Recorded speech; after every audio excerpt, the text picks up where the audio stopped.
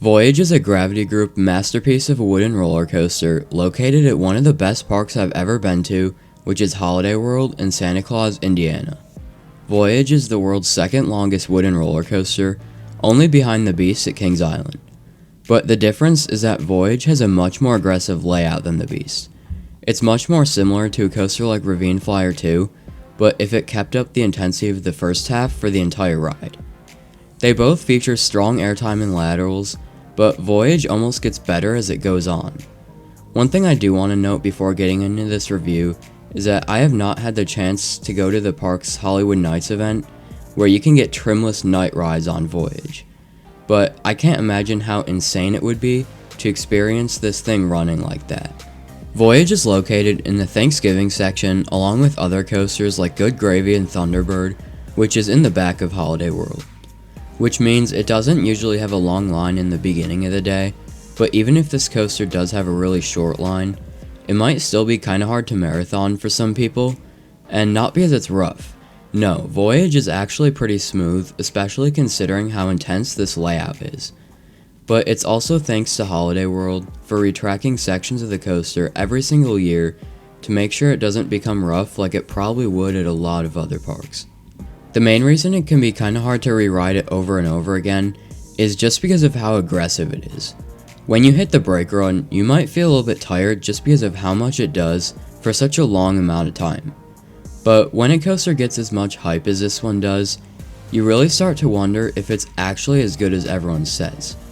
So, just how good is Voyage at Holiday World?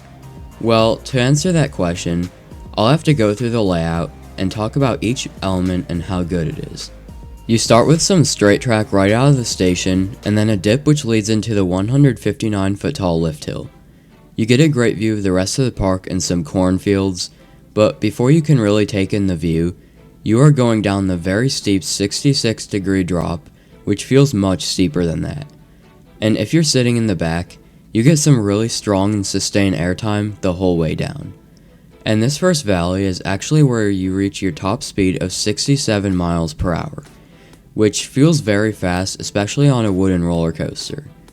Then you pull up into a very tall camelback, which still ends up giving very strong floater airtime in all rows for what feels like forever. The next hill is very similar, except it has some weak laterals because it turns slightly to the left.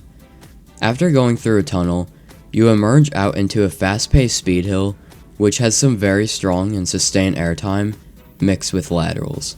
Then you have one of the weakest hills on the ride, but somehow it would still be one of the strongest hills on any other wooden roller coaster, but Voyage is just so good that this hill can't compare to the other elements on it. And as good as these first few elements were, this is where Voyage really gets good. You start this middle section of the ride with a twisted hill that mixes laterals and airtime again, similar to the twisted step-up on Ravine Flyer 2.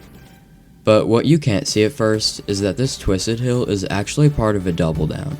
So right after this part, you go through a step down that has really good ejector airtime, which kinda just comes out of nowhere.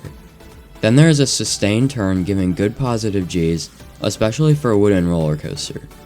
Then after the break from airtime, you have a speed hill that rapidly unbanks to banking again while giving more ejector airtime, similar to that one element on Lightning Run at Kentucky Kingdom. This element feels so out of control, and it really doesn't feel like it should even be possible on a traditional wooden roller coaster like this. The next hill also mixes in laterals and ejector airtime, but they are more traditional laterals like what you would find on a CCI.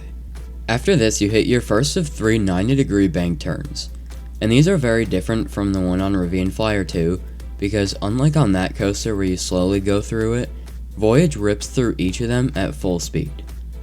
And after one more of these 90-degree banks, you go through another smaller twisted airtime hill, giving very strong airtime.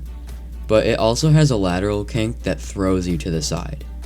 Then you have one more great airtime hill before you hit the mid-course. And it's crazy to think that this is only halfway through your ride experience on Voyage.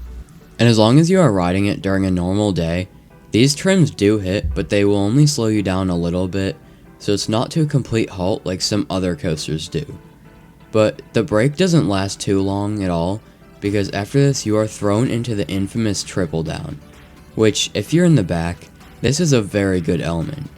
Each hill gets stronger as it goes on, eventually becoming ejector airtime on the final one, which drops down a lot further than you would expect. The entire second half of this coaster has a lot more speed than you would expect, considering the fact that the mid-course brake run is pretty much on the ground. But it's all because of the elevation change from the mid-course to the finale. Then after emerging from the tunnel, you have a very sustained floater hill which has some good head choppers because it's inside the structure from a camelback earlier on in the ride. The next hill is a little bit stronger and mixes in some laterals because it happens during a right turn. Then there's another twisted hill giving strong airtime, followed by another strong airtime hill, but after this, Voyage takes a short break from the airtime and focuses more on speed and laterals for the next few elements. You have two left turns giving some okay laterals throughout the train, and then you have the final 90-degree bank turn that feels very similar to the two earlier in the ride. Then there is one more left turn, which is actually where the on-ride camera is located. I would say that the rest of the elements are what make up the finale, but even though it might be the end of a coaster that is over 6,000 feet long, the sense of speed that you still have at this point is similar to the start of most other wooden roller coasters that are known for being out of control and having crazy pacing, such as Legend in the same park, or even Boulder Dash at Lake Compounds. It starts with an insane twisted hill over the bottom of the lift hill, mixing great laterals and ejector airtime, similar to the one near the start of the coaster, just even better. You then level out for a second and pass through the side of the station, only before being thrown right into another twisted hill, giving slightly weaker airtime, but still very good. Then there's another turn with some pretty good positive Gs, which then travels through a tunnel under the final brake run. This is followed by one final step up, giving some really good airtime, especially in the front row. Then you make one final right turn up into the brakes, ending your 6,442 foot ride experience on Voyage. Where do I even start with this coaster? It has some of the most insane pacing I've ever felt before, and it's right up there with Alpenfury at Canada's Wonderland for how it is just element after element with not a single break. Well, unless you count the mid-course. But every element on this coaster offers some kind of force, whether it's floater airtime, laterals, or for most of the elements, ejector airtime. This coaster has airtime I didn't even know was possible on a wooden roller coaster with PTC trains. I would say it's similar in strength to the airtime on Predator at Darien Lake, but the difference is that Predator's isn't quite as sustained, and all of the really strong moments happen during the Steel GCI Titan track sections. But Voyage's track is 100% wood the entire time, which just makes this coaster feel even more out of control. So to answer the question from earlier, yes, Voyage is definitely as good, if not better than everyone says it is, at least in my opinion. Voyage offers anything you could possibly ever want in a coaster.